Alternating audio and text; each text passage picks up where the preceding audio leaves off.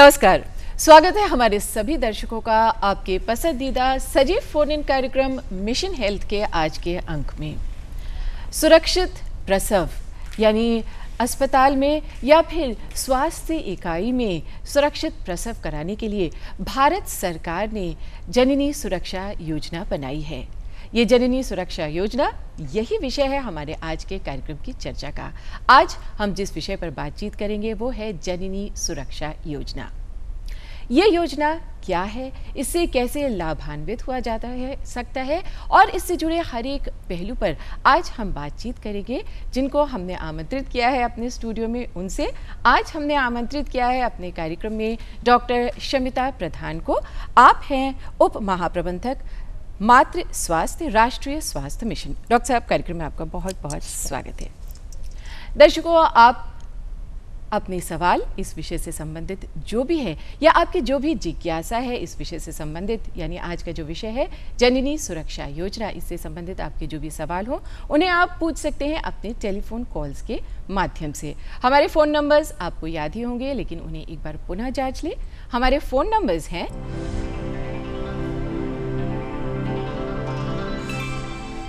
0522-2205-756, दूसरा नंबर है 0522-2288-698 और 0522-4015-988।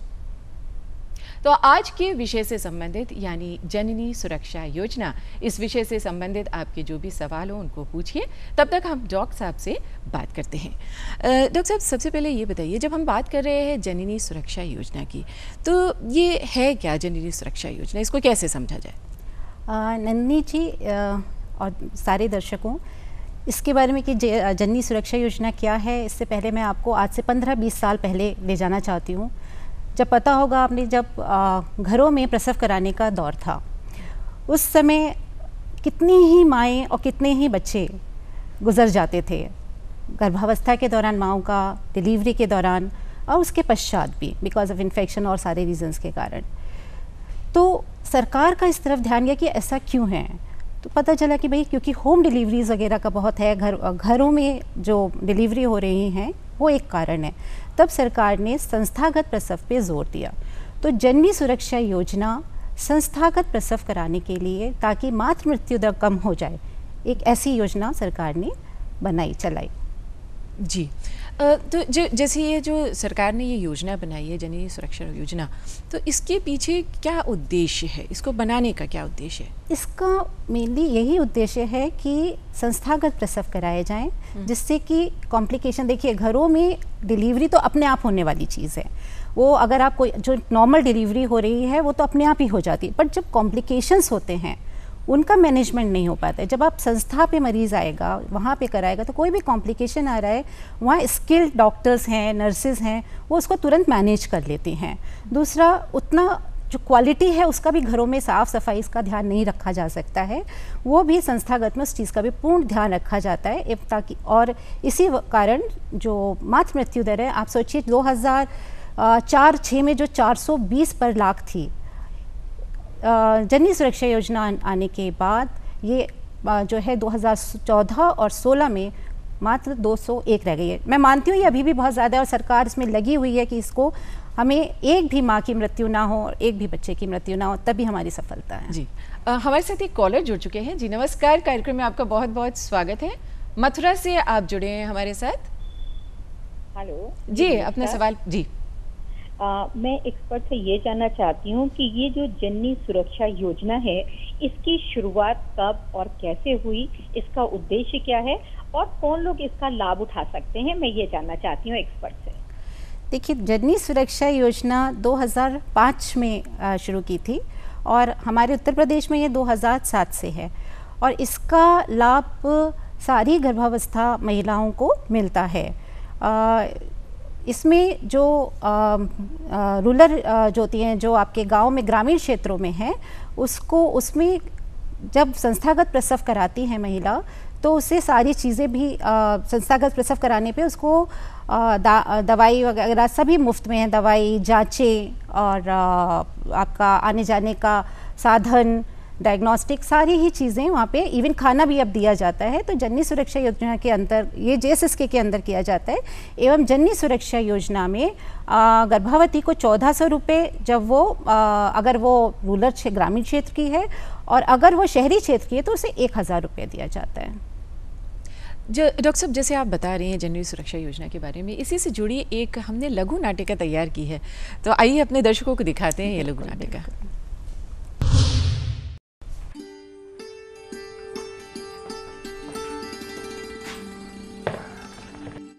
ले आई गई महारानी, बहू बाहर ना आयो। कहे को आएगा वह?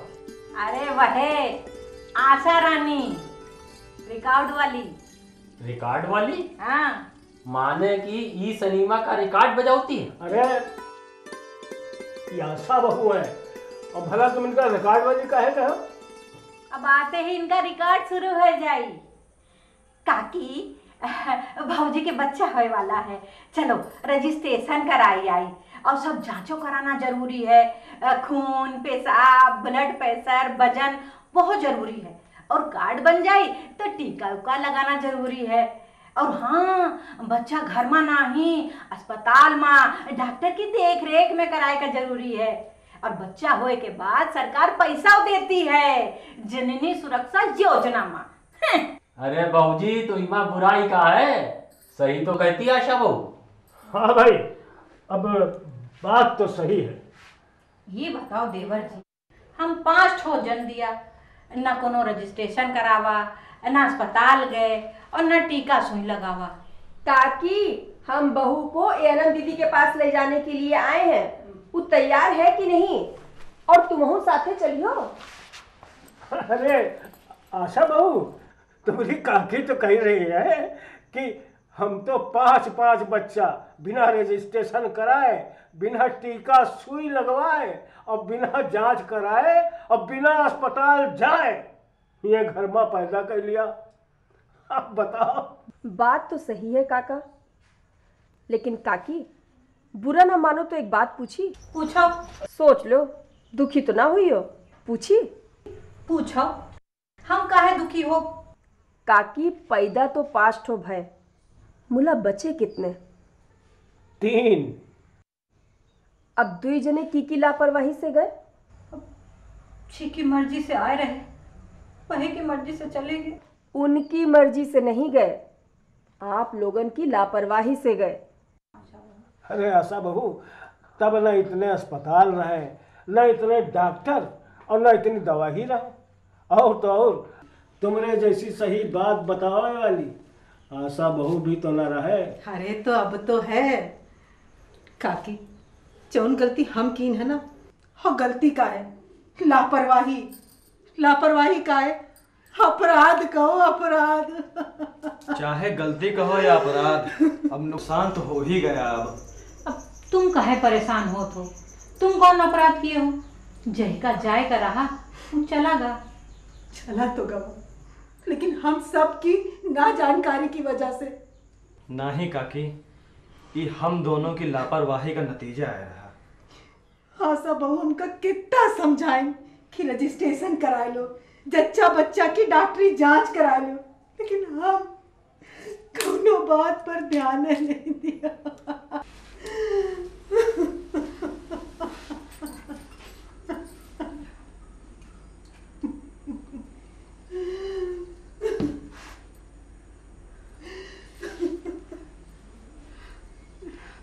अम्मा, तुम साथ चल रही हो कि हम जाएं आशा दीदी के साथ एएनएम जी के पास? काकी, तुम्हार बहुत अनुभव है, हमसे बहुत बड़ी हो, लेकिन जिद बच्चन जैसी करती हो। अब कहो तो चलाइए अपन रिकॉर्ड। जननी सुरक्षा योजना भारत सरकार की ऐसी योजना है जो संस्थागत प्रसव यानी अस्पताल में सुरक्षित प्रसव के लिए बनाई गई योजना है। अब हम ये थोड़ी कहा रहे काकी, हम सब जानित है, हमरे पीठ पीछे हमका रिकॉर्ड वाली कहती हो, लेकिन हमका बुरा नहीं लागत है। अब लो और सुनो, गर्भ धारण करते ही गांव में तुरंत आशा दीदी से संपर्क करें और वो आपको एएनएम दीदी के पास ले जाएंगी। और एएनएम दीदी स्वास्थ्य केंद्र में आपकी खून, पेशाब की जांच, ब्लड प्रेशर और वजन करवाएंगी। स्वास्थ्य इकाई पर एक RCH नंबर मिलता है और मिलता है MCP कार्ड यानी मातृ शिशु सुरक्षा कार्ड। काकी, अब ये नहीं पूछोगी कि मातृ शिशु सुरक्षा कार्ड क्या होता है? इस कार्ड में माँ के बारे में और उसकी जांचों के बारे में और उसको लगाए गए टीकों की पूरी जानकारी दी जाती है। बिल्कुल सही। मातृ शिशु सुरक्षा कार्ड में बच्चे के पैदा होने के बाद बच्चे को लगाए गए टीके और लगाए जाने वाले टीकों की भी पूरी जानकारी होती है। दीदी, एक बात तो आप भूल ही गई। क्या? ग्रामीण स्वास्थ्य और पोषण दिवस के बारे में। अरे हाँ, हर गांव में हर बुधवार और शनिवार को village health and nutrition day यानी कि ग्रामीण स्वास्थ्य पोषण दिवस का आयोजन किया जाता है और यहाँ पर गर्भवती महिला की जांच और MCP कार्ड बनता है। ठीक है ना बहू? बिल्कुल दीदी। अब इस सब में न जाने कितना खर्चा हुई। नहीं काकी, सरकारी स्वास्थ्य इकाइयों पर जांच, दवाई, टीकाकरण, प्रसव पर कोई खर्चा नहीं होता। सब कुछ मुफ्त, बिल्कुल मुफ्त। और आशा बहन, वो पैसे वाली बात। अरे हाँ काकी, सरकार ऐसी माओं को जो संस्थागत प्रसव यानी अस्पताल या स्वास्थ्य इकाई में बच्चे को जन्म देती हैं, ऐसी माओं को गांव में 1400 रुपया और शहरी क्षेत्र में 1000 रुपया का अनुदान देती है। मने सब कुछ मुफ्त और पैसा ऊपर से। क्या कह रही हो? हाँ काकी, जांच, इलाज, दवाई, टीका और सुरक्षित प्रसव के बाद तंदुरुस्त जच्चा बच्चा और खुशहाल भविष्य की गारंटी अलग से। विश्वास ही नहीं होता है। मुन्ना, तुम दोनों इतना सब कैसे जानती हो? काहे टीवी पर मिशन हेल्थ प्रोग्राम नहीं देखते हैं? हम तो थोड़ा टीवी देखा और थोड़ा आशा बहन बताई। काकी, हम तो धोखा खा गए और गलती कर बैठे, पर तुम ना गलती की हो काकी, तुम ना गलती की हो। अरे चुपाए रहो, अब अत्ता बेवकूफ तो हम नहीं हन। तुम यहाँ काहे खड़ी हो? आज बुधवार है, ग्रामीण स्वास्थ्य पोषण दिवस में नहीं जाएगा का? अरे रजिस्ट्रेशन और कार्ड दोनों बनवा लियो। हाँ काकी को तो बात समझ में आ गई, लेकिन आपको समझ में आई कि नहीं? तो दर्शकों, अभी आप देख रहे थे जननी सुरक्षा योजना पर ये लघु नाटिका। डॉक्टर साहब, ये जो लघु नाटिका हमने अभी दिखाई अपने दर्शकों को, इसके बारे में कुछ बताएं। बहुत ही खूबसूरत और बहुत ही अच्छी तरीके से बनाई गई ये लघु नाटिका थी। मैं दर्शकों से यही निवेदन करती हूँ इसको देखने के बाद, देखिए आपकी आशा बहुएं आपके लिए कितना काम करती हैं। वो आपकी हेल्थ के लिए, आपकी सुरक्षा के लिए, माँ और बच्चा दोनों अच्छा रहे उसके लिए लगातार लगी रहती हैं। इसलिए उनकी बातें माने, उनको बाहर ना समझें, उनको रिकॉर्ड कहें या जो कहें, बट उनका कहना ज़रूर माने। हमारे साथ एक कॉलर जुड़ चुके हैं। नमस्कार, नंद स्वरूप मिश्रा जी है बाराबंकी से। हेलो जी नमस्कार, अपना सवाल पूछिए। हाँ नमस्ते मैडम, मेरा नाम नंद स्वरूप मिश्रा। मैं जो ये योजना बनाई गई, किसी ग्रामीण क्षेत्र की महिलाएं होती, शहर क्षेत्र की महिलाएं होती, गरीब लोग होते, अमीर लोग होते, तो किस प्रकार से उनको लाभ मिलेगा? जी, इस योजना से किसी व्यक्ति को लाभ कैसे मिलेगा? जैसे मैंने पहले भी बताया कि ग्रामीण क्षेत्र में अगर वो संस्थागत प्रसव करा रहे हैं तो सभी लोगों को 1400 रुपया मिलेगा डिलीवरी के बाद, और अगर वो ये शहरी क्षेत्रों में करा रहे हैं तो 1000 रुपये। लेकिन वो प्रसव संस्थागत सरकारी अस्पतालों में हो या जो कुछ एक्रीडेटेड प्राइवेट हॉस्पिटल्स भी हैं, वो एक्रीडेटेड होने चाहिए, तभी उनको उस चीज़ का लाभ मिल पाएगा। जी दर्शकों, आज अपने इस कार्यक्रम में जिस विषय पर हम बातचीत कर रहे हैं वो है जननी सुरक्षा योजना। अपनी इस बातचीत को जारी रखेंगे, लेकिन फिलहाल यहाँ रुकते हैं थोड़ी देर के लिए और लेते हैं एक छोटा सा विराम। दर्शकों, आप देख रहे हैं कार्यक्रम मिशन हेल्थ। आज अपने इस कार्यक्रम में जिस विषय पर हम बातचीत कर रहे हैं वो है जननी सुरक्षा योजना। हमारे साथ एक कॉलर जुड़ चुके हैं। जी नमस्कार, कार्यक्रम में आपका बहुत बहुत स्वागत है। हेलो जी, अपना सवाल पूछिए। हाँ जी मैम, मैंने ये पूछना था कि मेनोपॉज के बाद फिर प्रेगनेंसी का तो नहीं कोई रिस्क रहता? जी देखिए, मेनोपॉज पहले तो ये जान लीजिए कब कहते हैं। अगर आपको 1 साल हो जाए लास्ट टाइम माहवारी आए हुए, और 50 साल के आसपास ज़्यादातर होता है, लेकिन इसकी एज 48 से 52 तक वेरी करती है। बट ऐसा नहीं होता है कि आपको 2-3 महीना ही रुका और आप उसको मेनोपॉज मान लें। मेनोपॉज तब मानना चाहिए जब आपका कम से कम लास्ट महीना आए हुए 1 साल हो गया हो। अमूमन जब मेनोपॉज आ जाता है तो उसके बाद गर्भ ठहरने का कोई खतरा नहीं रहता है। डॉक्टर साहब, जैसे आप अभी बात कर रही हैं, आपने भी कहा और जो हमने लघु नाटिका आज दिखाई थी उसमें भी जोर दिया जा रहा है संस्थागत प्रसव पर। तो ये आवश्यक क्यों है संस्थागत प्रसव?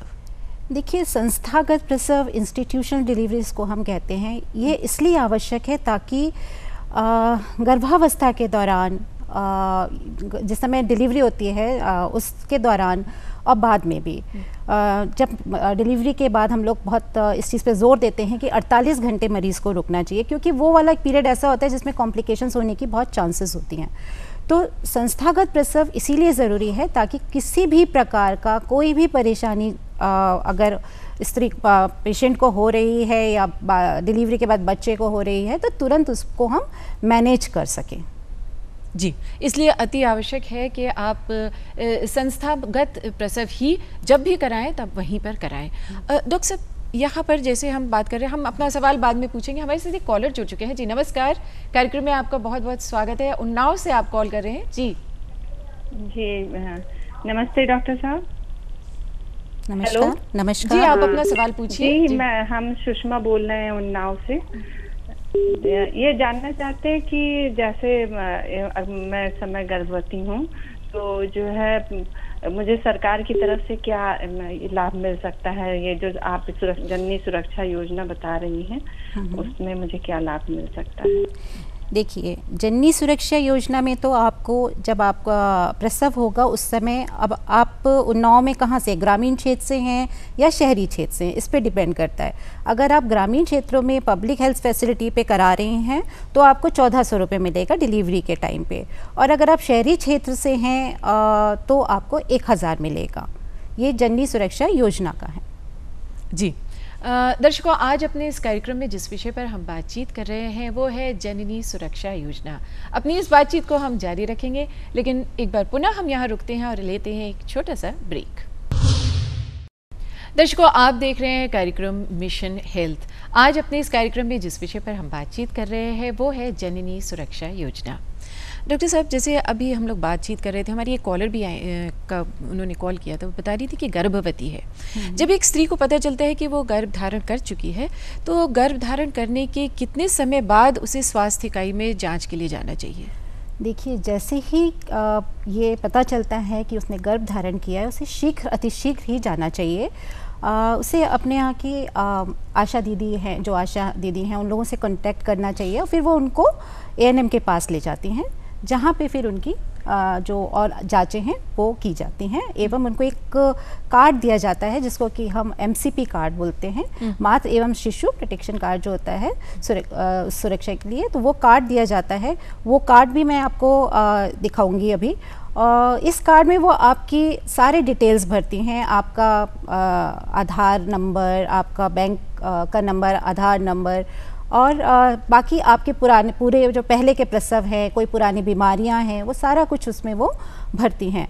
तो इसलिए और सारी जांचें करती हैं, फिर आपको बताती हैं कि आपको नेक्स्ट टाइम कब आना है, किन चीज़ों की आपको प्रिकॉशन लेना है, क्या करना चाहिए आपको गर्भावस्था के दौरान, क्या नहीं करना चाहिए, वो सब आपको बताती हैं। तो डॉक्टर साहब, वो कार्ड हमारे दर्शकों को दिखाइए, वो कौन सा है?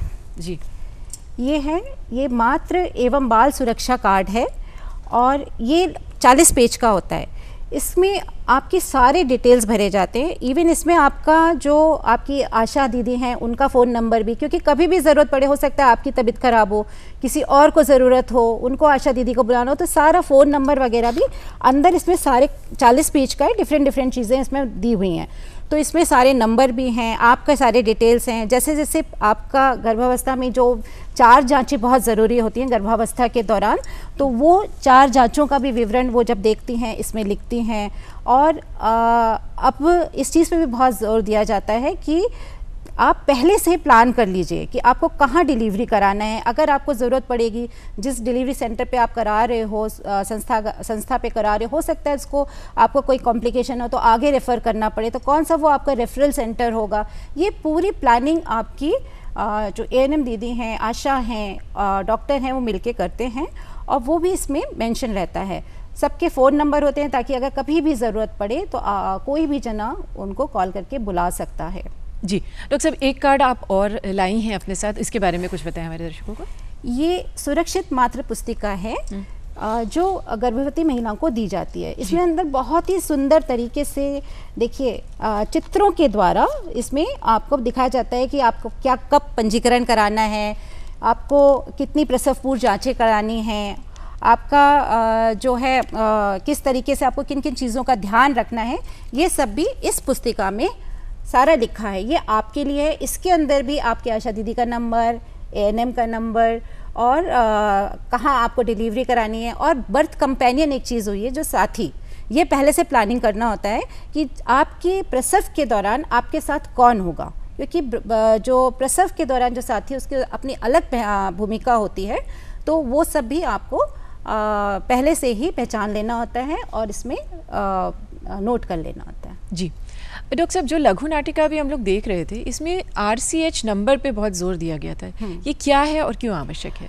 ये RCH नंबर जो पहले हम MCTS नंबर कहते थे, यही अब RCH के रूप में है, रिप्रोडक्टिव चाइल्ड हेल्थ के। उसमें इसमें माता जो माँ है उसको एक नंबर दिया जाता है ट्रैकिंग के लिए। ये आगे जाके उसकी आगे जो भी हम जांचें कर रहे हैं, उनकी जो सारा जितनी भी जांचें हैं सबका इसमें विवरण जो रहता है, तो उस RCH नंबर के द्वारा हम इसको पूरा ट्रैक कर लेते हैं। और JSY के अंतर्गत जो आपको पेमेंट मिलता है तो उससे पहले इस नंबर का होना बहुत आवश्यक है। तो इसका मतलब संस्थागत प्रसव कराने के लिए हमें पूरी तैयारी पहले कर लेनी चाहिए। जी, और क्या विशेष चीज़ों का व्यक्ति को संस्थागत प्रसव अगर करवानी है या घर में कोई गर्भवती महिला है तो किन किन बातों का व्यक्ति को ध्यान रखना चाहिए? देखिए, सबसे पहले तो आपको जैसे ही घर का पता चलता है आप आशा दीदी को बताते हैं, वो आपको ANM के दीदी के पास ले जाती है, वहाँ रजिस्ट्रेशन होता है आपका। तो सबसे पहले तो अतिशीघ्र रजिस्ट्रेशन कराना बहुत ज़रूरी है। और उसके बाद जैसा कि वो बताते हैं, और 4 बार, जैसे मैंने आपको पहले भी बताया कि 4 बार जांचें बहुत ज़रूरी हैं गर्भावस्था के दौरान। तो ANM जो है वो आपको बताती हैं VHND के, जैसे आपके इसमें भी बताया था कि बुधवार और शनिवार को VHND लगता है, जिसमें कि आशा दीदी लेके जाती हैं, ANMs आपका सारा करती हैं, देखती हैं, जांचें करती हैं, BP लेती हैं, वेट लेती हैं, पेट की जांच करती हैं, बच्चा स्वस्थ है कि नहीं, धड़कन देखती हैं, और इसके अलावा खून पेशाब की सारी जांचें करती हैं। तो ये सारी चीज़ें उसके लिए मतलब बहुत ज़्यादा ज़रूरी होती हैं। इसके अलावा और क्या ध्यान रखी जा सकती हैं बातें? जो टीके लगते हैं उसका भी जिक्र क्या मैम इन कार्ड में होता है? बिल्कुल होता है ना, कि अब जो टीका भी है वो जैसे ही गर्भावस्था का पता चलता है, पहली बार वो जाती हैं तभी लगा दिया जाता है पहला टीका, और दूसरा टीका 1 महीने बाद। टेटनस के 2 टीके लगते हैं जो ज़रूरी होते हैं, वो इस तरीके से लगाए जाते हैं। हमारे साथ एक कॉलर जुड़ चुके हैं। जी नमस्कार, कार्यक्रम में आपका बहुत बहुत स्वागत है, अपना सवाल पूछिए। नमस्कार, हम ये जानना चाहते हैं डॉक्टर साहब से कि डॉक्टर साहब, सरकार के द्वारा बहुत सारी योजनाएं चलाई जा रही हैं, सुविधाएं भी दी जा रही हैं, लेकिन कभी कभी इसका लाभ हम लोगों को नहीं मिल पाता है। तो क्या कोई ऐसा स्थान है जहां पे हम उनसे कह सकें कि हमें इस योजना का लाभ नहीं मिल रहा है, या कोई टोल फ्री नंबर और अधिक जानकारी लेना चाहें हम? आपने बहुत ही अच्छा प्रश्न पूछा है ये, और ये बताता है कि आप कितनी जागरूक हैं। इसलिए क्योंकि देखिए, सरकार तो बहुत कुछ कर रही है, लेकिन जब तक हम जागरूक नहीं होंगे बहुत मुश्किल है हमें उस तरीके से जो मातृ मृत्यु दर है उसको उतने हिसाब से कम करना। तो इसके लिए एक टोल फ्री नंबर है। पहली बात तो ये, जहाँ पे भी आप प्रसव करा रही हैं, अगर वहाँ पे आपको लाभ नहीं मिल पा रहा है तो वहाँ के जो अधीक्षक या अधीक्षिका होते हैं आप उनसे कहिए। वहाँ से भी आपका नहीं हो पा रहा है तो जो CMO होते हैं, मुख्य चिकित्सा अधीक्षक वगैरह, आप उनको बता सकती हैं। और नहीं तो टोल फ्री नंबर है 1800-180-1900, इस पे आप कॉल करके बता सकती हैं। जी दर्शकों, अब आप जानते हैं कि हम कार्यक्रम के अंतिम चरण में आ गए हैं, तो अब बारी है चलते चलते।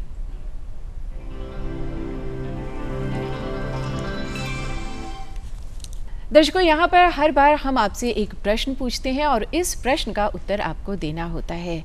तो आज का हमारा सवाल है, गर्भवती महिला को गर्भ धारण करने के कितने समय बाद स्वास्थ्य इकाई जाना चाहिए? तो हमारे इस सवाल का जवाब हमारे आज के एपिसोड में ही छुपा हुआ है और आपको यहाँ पर ये भी बताना चाहेंगे दर्शकों कि जिन जिन लोगों के उत्तर सही होंगे उनमें से लकी ड्रॉ निकाला जाएगा और एक भाग्यशाली विजेता को चुना जाएगा और उसे हम अपने कार्यक्रम में आमंत्रित अवश्य करेंगे। और हमें आप जवाब दे सकते हैं पत्र या फिर ईमेल के माध्यम से। जवाब देने के लिए हमारा पता है प्रस्तुतकर्ता मिशन हेल्थ, कमरा नंबर 205, दूरदर्शन केंद्र 24 अशोक मार्ग, लखनऊ 226001 और हमारा ईमेल आईडी है missionhealth.ddupLko@gmail.com।